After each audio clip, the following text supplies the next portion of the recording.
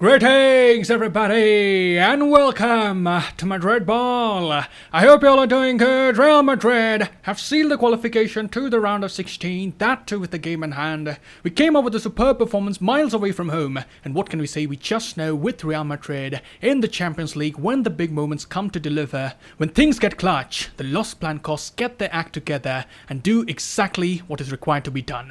It was a thoroughly professional performance, the kind of performance that we expected after seeing them beat Granada. We had the momentum, we had the positivity, we had the class, and most importantly, we showcased a lot of quality on the ball.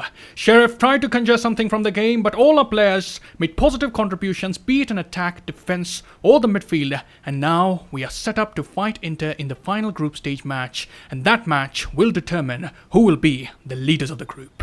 So in this video, we'll do the post-match analysis of Sheriff Tiraspol versus Real Madrid. We'll talk about the significant happenings of the game, and without further ado, let's get started. And firstly, if we have a look at the lineup, there was Courtois in goal. In the back four, we had Alaba, Militao, Mendy, and Dani Carvajal. We again had the presence of Modric, Kroos, and Casemiro in the middle of the park, and in attack, Benzema was accompanied by the two Brazilian boys. And before doing the analysis, let's quickly do the shout out. A number of you had predicted 3 goals, but Mr. Owen, for the second consecutive time, wins the prize with his 3-0 prediction, and I congratulate you for having such foresight. But anyways, if we talk a bit about the lineup, we had expected Militao to start in the back line. He was returning after a much needed break, and you could see he was totally ready for the game. We know he has pace, he has the physicality, he used the attributes to the best of his abilities, and he was quick to anticipate any danger that Real Madrid faced. It's not at all easy to muscle him off the ball, and rarely did we find any player finding their way past Militao. He won 9 duels on the night, and that was another solid performance from the Brazilian defender. And moving on to another Brazilian youngster who was given the nod ahead of Marco Asensio, who also must have been disappointed that he didn't get a chance after the solid performance he put up against Granada. But that is what's interesting about the right wing right now. There's no clear-cut favourite on who's going to start in that position. We are seeing both Asensio and Rodrigo battle it out to get into the good graces of the manager, and we can clearly see that this spirit of positive competition is getting the better out of both the players involved. Both of them are giving their all, and yesterday it was Rodrigo who was shining the brightest amongst all the attackers who were there on the pitch. He was cutting inside, he was courageously taking on defenders. Have a look at this piece of play. Rodrigo has the ball at his feet, and he has 3 defenders keeping track of him, but he doesn't mind about it. He backs his skills, he charges at the defenders, he gets inside the penalty box, and then with a smooth bit of skill, he foxes 3 defenders, but unfortunately that move fizzled out. However, that wasn't the only move of note in the game. He was very vibrant on the right side of attack, he was linking up nicely with Dani Carvajal and especially Luka Modric, and he was the one who provided Toni Kroos the assist for the second goal. He combined with Vinicius just outside the penalty box. He does a 1-2 with him and lays the ball into the path of Toni Kroos, and what a strike that was from the midfield maestro. It wasn't about power, he was steaming in, he picks his spot and hits it towards the top corner. The goalkeeper never had a chance, and that ball hits the inside of the post and decisively crosses the line. We did need the aid of goal line technology, but you could see that the players were pretty confident about the goal even before the VAR team had passed the judgment. And talking a bit about the first half, Real Madrid were turned on from the early minutes. They had a lot of position, they were looking to test the defense of the opposition, but Sheriff as well in the early minutes were looking very organized. Have a look at this, they were back defending with a 5-3-2 structure. Also in the 26th minute, Sheriff would quickly close down the Real Madrid attackers. They were not giving them much space near the penalty area to have a shot at goal, and that is something that we can give Sheriff credit for. But once Real Madrid got their first goal, they never looked back again.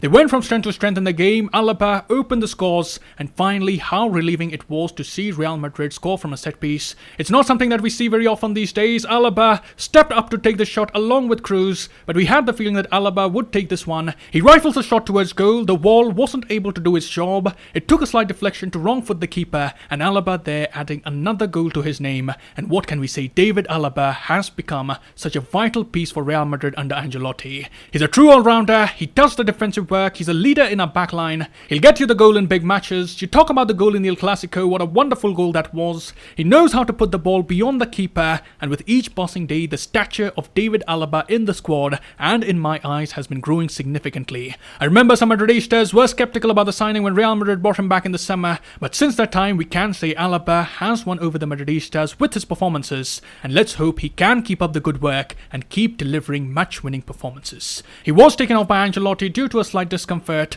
but the good news is that the injury is not serious, it's just a sprain, and some reports even suggest that Ancelotti is expecting to see Alaba back in the side for the game against Sevilla over the weekend. And coming to the second half, we were quickly up and running after the break. It was good to see that Madrid wanted to put the game to bed pretty quickly. We also have to remember that we have to play a number of tough matches in quick succession in the coming few days, so Ancelotti may have instructed the team to get the decisive third goal very soon. That would allow the coach to take off a few players and give them some time off, protect them from the tests that lie ahead, and pretty soon we got the third goal of the game. It was Karim Benzema with the goal. The move began with Ferland Mendy venturing into attacking territories. He had a busy night, he was going up and down, and maybe his productivity wasn't that good. He put in some pretty wayward crosses, but for the goal, he linked up with Benzema, who was just on the edge of the box. The Sheriff players made the mistake of not closing him down, and you know, when Benzema has the space, when you give him just a little bit of time, you better be aware, because a player of the quality of Karim Benzema is not going to be merciful at all. He'll definitely make you pay, and as we saw, the Frenchman came up with a beautiful finish. It was hit with power and precision away from the keeper into the bottom corner, and that goal sealed the deal for Real Madrid. It gave Ancelotti some leverage to make substitutions early in the game. Ancelotti explained his substitutions in the post-match press conference, and he had very genuine reasons for all the changes that he made. He said, I brought Mendy off because he'd picked up a card, Carvajal because he's been out, and Alaba because he had a bit of an issue. I had 2 more substitutions and Casemiro was on a warning, so I took him off, and then Rodrigo was coming back from an injury, and it could have been a bit of a risk to leave him out there. The rest of the guys are fine, and we are playing Sunday night. We've got plenty of time to recover well. Then Ancelotti also portrayed his satisfaction in the way Real Madrid went about the business against Sheriff. He had words of praise for the players, as he said. It was a good and disciplined performance. We competed well and showed our quality. We looked strong defensively. We didn't take any risk, particularly early on. I'm pleased we've qualified from the group. There's 1 game to go, and we want to win it to finish top of the group. He also had more words backing the voice and the competitive edge that Real Madrid have, and Ancelotti said, I've been saying this since the start of the season that the team can compete. Currently, things are going well. We are on a good run and showing our qualities in every area of the pitch. We have done a good job in the group. We've lost only 1 game. The team was completely different to the one we saw in the first game. Tonight, we were a disciplined side who played some good quality football.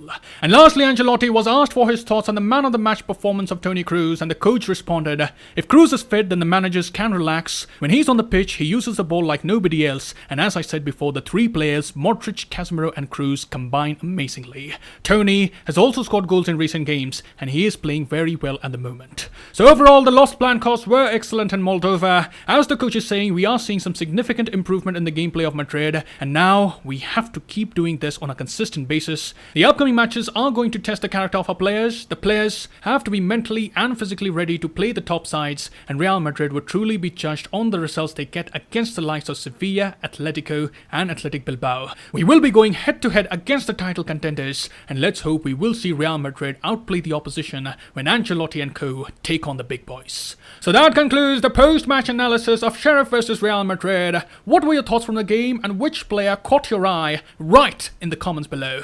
I'll see you soon. Till then, take care. Vamos Madrid! And as always, a la Madrid!